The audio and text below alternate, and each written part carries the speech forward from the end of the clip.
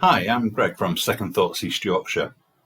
Forgive the background noise, but there's a fan running again. It's very warm in here. How are you doing? The world's changed significantly since the onset of the COVID-19 pandemic, hasn't it? Everything's changing around us. Now measures are relaxing a little. It's still very important to look after your own health by doing the things that you have control over, though. We can't change how many people are in the shops, on the streets, on public transport, or in other places, but we can remain vigilant and keep socially distancing as much as possible. Constantly washing our hands or using sanitizer if there's no water available is very important too. One of the factors to control the risk as well is wearing masks, and that's the subject I'm going to talk about today. We should use masks wherever possible, particularly indoors and on public transport, but wearing them can bring problems in itself. There are some people excluded from having to wear masks in indoor places, and I'll add more information about that as a slide at the end of the video.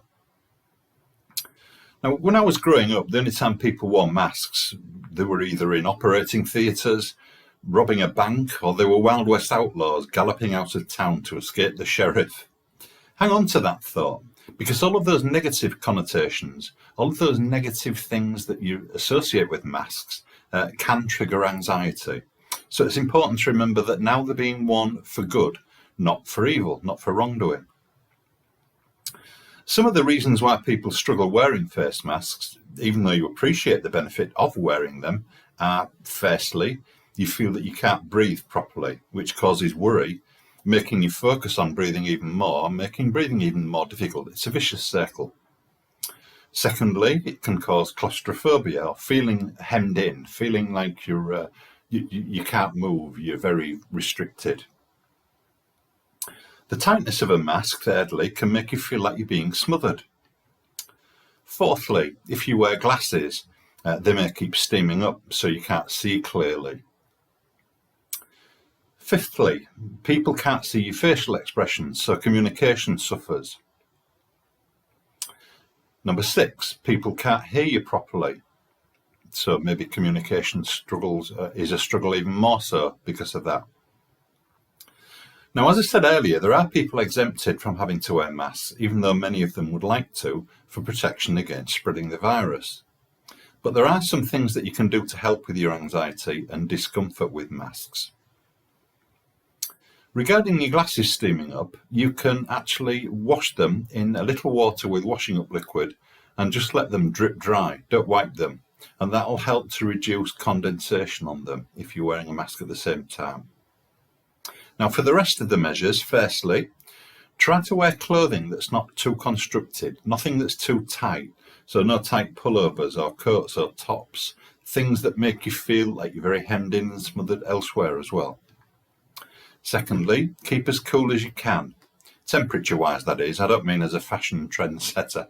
So it's not what you wear, particularly style-wise, or appearance-wise, should I say. It's more how effective it is in keeping your body temperature down. Number 3, if it's a tight-fitting face mask and it's really uncomfortable, try a different style, like a loose hanging one, like a bandana style, one that hangs onto your chest. It forms a V and drops down onto your chest, so it doesn't feel too tight. Number 4, make sure you get plenty of fresh air before you wear your mask and again after wearing it. So you're restoring your body temperature, getting it back down and removing the feelings of claustrophobia. Number 5, try to pick a time of day to go out when there are fewer people around, so you don't feel too overwhelmed by people. A lady the other day used an expression to me that she said, I went into a shop and it was too people-y. And I think it's a very good choice of word. It adequately describes the feeling of being overwhelmed by numbers of people there. Number 6, try adding a little essential oil, maybe lavender, some scent, a dab of aftershave perhaps if you're a guy, just to give it a gentle aroma, just a little whiff. Don't drench it though, because that can feel really overpowering and it'll have the reverse effect.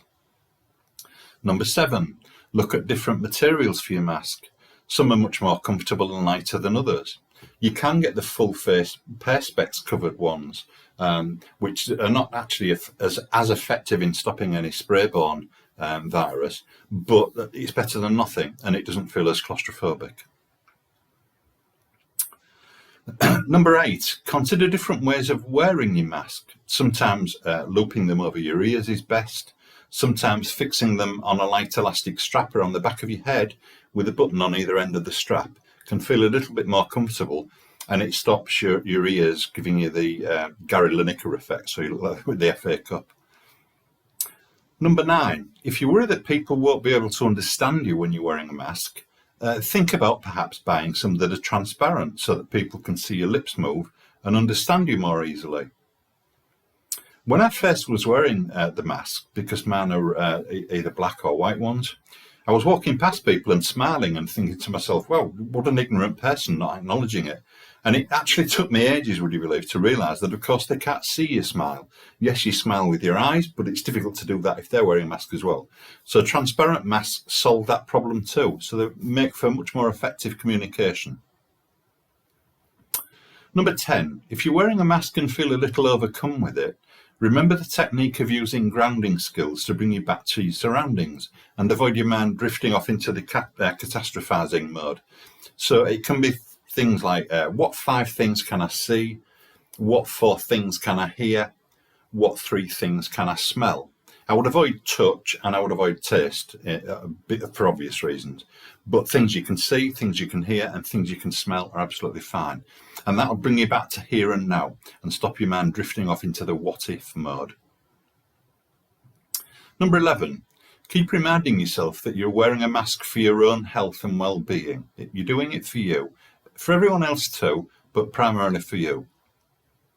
Number 12, keep saying to yourself, keep repeating quietly affirmations and their positive comments to yourself. So it's things like, I can do this, I'm going to be okay, I have the strength to manage this. Really important, and it works. And finally, you can use a desensitizing approach to wearing masks.